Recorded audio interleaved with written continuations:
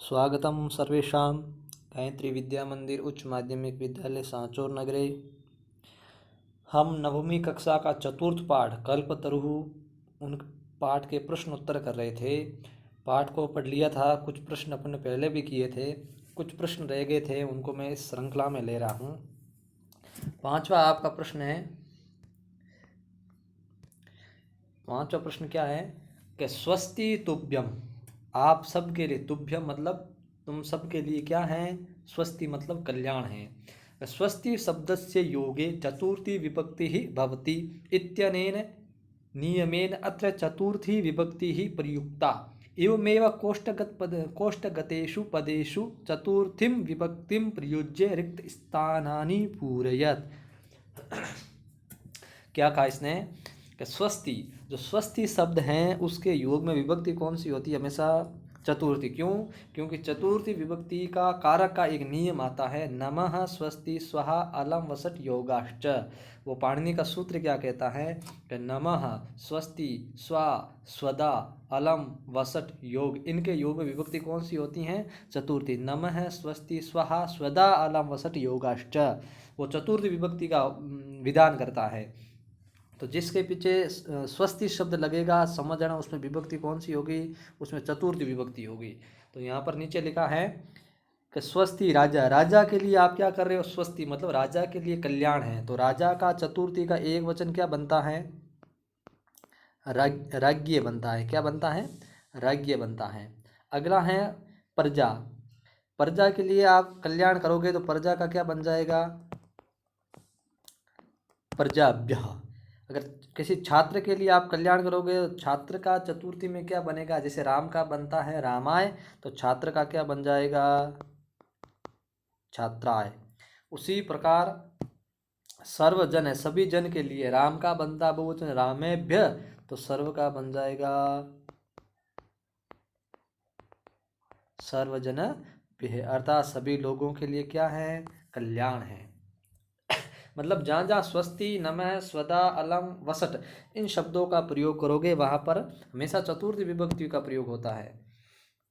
अगला प्रश्न है आपका, कोष्टक गतेषु पदेषु षष्ठी विभक्तिं प्रयुज्य रिक्त स्थानानि पूरयत। कोष्टक में दिए गए जो ये पद हैं, ये जो कोष्टक में दिए गए पद हैं, इनमें कौन सी विभक्ति का प्रयोग करना है, आपको षष्ठी विभक्ति का प्रयोग करना है और वाक्य का निर्माण वापस वही रखना है। तस्य उद्याने कल्पतरु आसीत, उसके उद्यान में, कहाँ का उद्यान, गृह का उद्यान। तो गृह का राम का बनता है रामस्य, तो गृह का बन जाएगा गृहस्य। क्या बन जाएगा, गृहस्य। सह पितृ अंतिकम अगच्छत, वो पिता के पास में, अगच्छत मतलब गया। अब देखो पितृ का षष्ठी का एक वचन में क्या बनता है, पितुहु बनता है। क्या बनता है भाई, पितुहु। के सह पितुहु अंतिकम अगच्छत, वो पिता के पास में गया। अगला है कि जीमूत वाहन का जो यश है सब जगह फैला है, तो जीमूत वाहन का षष्ठी का एक वचन क्या बनेगा, राम का बनता है रामस्य, तो जीमूत वाहन का भी बन जाएगा वाहनस्य, जीमूत वाहनस्य। अयम तरु किम, ये जो तरु है वो किसका है, तो किम का षष्ठी का एक वचन में क्या बन जाता है, कस्य। क्या आ जाएगा, कस्य। अयम कस्य तरु, ये जो पेड़ है ये पेड़ किसका है, तो किसका पेड़ था, कल्पतरु का। तो यहाँ पर षष्ठी विभक्ति का आपको प्रयोग करना है। अगले में चल रहा हूँ मैं। अगला है आपका तरोहो कृप स्थूल पदानि अधिकृत्य पृष्ठ निर्माणम कुरुते। स्थूल पद जो ये बड़े बड़े पद दिख रहे हैं आपको, इन पदों का जो लेकर के, इनको लेकर के आपको किसका निर्माण करना है, प्रश्नों का निर्माण करना है। तो पहला इसमें आपको दिया है कि तरोहो कृपया से पुत्रम अप्राप्नोत, उस तरु की कृपा से उसने पुत्र को प्राप्त किया। अब तरो में षष्ठी विभक्ति है तो यहाँ पर आ जाएगा क्या, कस्य। तरु की जगह क्या आ जाएगा, कस्य, और पीछे आप क्या लगा लो, प्रश्नवाचक चिन्ह है। अगला है सकल्प तरवे निवेदित, मतलब उसने कल्पतरु से क्या किया, निवेदन किया। नी अवेदयत, इसमें देखो यण संधि से बना नी अवेदयत। तो देखो आप इसमें कल्प तरव है, यहाँ पर आ जाएगा कस्मई, और कस्मई आकर के पीछे क्या लगा लोगे, प्रश्नवाचक चिन्ह लगा लोगे। धनवृष्टया कोपि, धनवृष्टया कोपि दरिद्र न तिष्ठत, धनवृष्टि से कोई भी दरिद्र नहीं रहा। तो धनवृष्टि से नहीं रहा ना, तो आप यहाँ पर लिखोगे कथम, किसके कारण कोई भी निर्धन है वो नहीं रहा, तो यहाँ पर आ जाएगा कथम। अगला है कल्पतरु पृथिव्याम धनानि अवर्षत, उस कल्पतरु ने उस पृथ्वी पर, इस पृथ्वी पर धन की क्या की है, बारिश की है। तो पृथिव्याम है, स्थान विशेष के लिए आया है, तो यहाँ पर भी आ जाएगा कुत्र।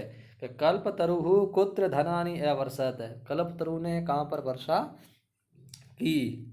अगला है जीवाणुकंपया जीमूत वाहन से यश है प्रासरत, क्या कहा, जीवानुकंपया, जीवों पर दया करने के कारण उस जीमूतवान की जो यश है उसका प्रसार हुआ। तो किससे हुआ, जीवों पर दया करने की वजह से। तो यहाँ पर आ जाओगे आप कथम, कि कथम जीमूत वाहनस्य यश है प्रासरत, इस प्रकार लिखोगे आप। अगला प्रश्न देखो आप, अगला प्रश्न है यथा स्थानम समास विग्रहम च कुरुते, यहाँ पर कुछ पद दे रखा है, आपको इसका क्या करना है, समास विग्रह करना है, और जहाँ विग्रह दे रखा है तो आप उसको समास करना है। विद्याधराणाम पति, विद्याधराणाम पति, तो इसका आपका क्या बन जाएगा, विद्याधर पति ही, विद्याधर पति ही बन जाएगा, क्योंकि इसमें समास कौन सा है, इसमें षष्ठी तत्पुरुष समास है। अगला है गृहो उद्याने, घर के उद्यान में, तो इसमें आपका बन जाएगा गृहस्य उद्याने, घर के, इसमें भी षष्ठी तत्पुरुष समास है आपका। अगला है नगानाम इंद्र है, तो इसका आपका बन जाएगा नगेंद्र है, क्या बन जाएगा, इसमें भी आपका समास कौन सा है, षष्ठी तत्पुरुष समास है। अगला है परोपकार, परोपकार का विग्रह क्या होता है, परेशान उपकार है, परेशान उपकार है, इसमें भी षष्ठी तत्पुरुष समास है। इसमें आप विशेष थोड़ा सा ध्यान रखना, ये जो आप हलंत में दिख रहा है ना, हलंत, अगर इसके आगे कभी भी आपको स्वर दिख रहा है, तो जब भी आपको स्वर दिखेगा तो ये म ऐसा लिखा जाएगा। अगर इसके आगे कभी भी आपको स्वर से भिन्न दिखता है, मतलब व्यंजन दिखता है, तब ये मैं आपका अनुस्वार बन जाएगा और ऊपर बिंदी के रूप में आ जाएगा। अगला है जीवानाम अनुकंपया, जीवों पर अनुकंपा है, तो जीवानाम की बन जाएगा जीवानुकंपया, इसमें भी षष्ठी तत्पुरुष समास है आपका। अगला आपका प्रश्न है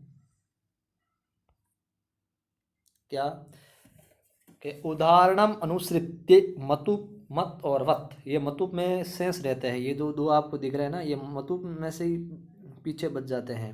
प्रत्यय प्रयोगम कृत्वा पदानि रचयत, आपको मतुप प्रत्यय का प्रयोग करके पदों का क्या करना है, निर्माण करना है। तो देखो पहले इसने लिखा है हिम धन मतुप। एक बात आप थोड़ी सी ध्यान रखना, जिस शब्द, कोई भी शब्द हो, जिस शब्द के पीछे आपको क्या दिखता है अ, तो वहाँ पर तो हमेशा क्या लिखोगे आप,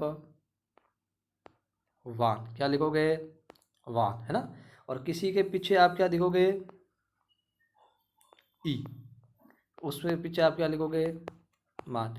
वत और मत, इससे आप इतना ही समझोगे यहाँ पर थोड़ी देर के लिए, किसी के भी पीछे आपको क्या दिखता है, शब्द के अंत में अ दिखता है तो वान लगाना है, ई दिखता है तो मान लगाना है।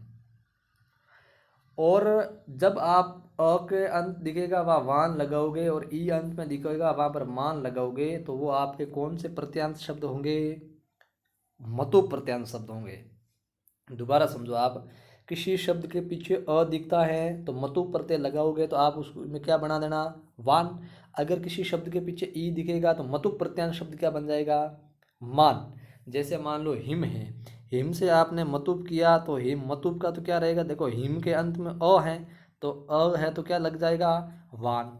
श्रीधन मतुप है, श्री में क्या दिख रहा है, ई दिख रहा है ना, छोटी बड़ी से कोई फर्क नहीं पड़ता, तब आपका बन जाएगा श्रीमान। देखो मान हो गया है ना। उसी प्रकार जैसे शक्ति है, शक्ति के अंत में आपको क्या दिखा, ई, तो अब बताओ यहाँ पर क्या बनेगा, शक्तिवान बनेगा या शक्तिमान बनेगा, तो यहाँ पर आपका शब्द बनेगा शक्तिमान। उसी प्रकार धन से मतुब करोगे, धन के अंत में क्या दिख रहा है आपको, अ है, अब बताओ धनवान बनेगा या धनमान, तो अ दिख रहा है, इसलिए आप क्या बढ़ाओगे, धनवान। क्या बन गया आपका, धनवान।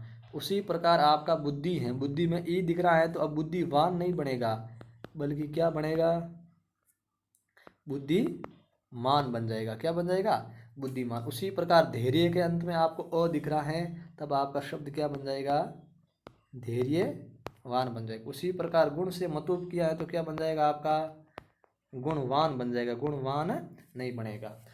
ये जो मतुब प्रत्यय की विशेष थोड़ी सी बातें थी, आपने समझा है, थोड़ा सा जाना है, आपका व्याकरण में थोड़ा सा व्यवहार रहा है, प्रत्ययों का थोड़ा सा ज्ञान रहा है, तो ये भी सामान्य रूप से समझने का एक तरीका था। इनको समझने से भी अपना जो प्रत्यय है वो भी समझ में आ जाता है।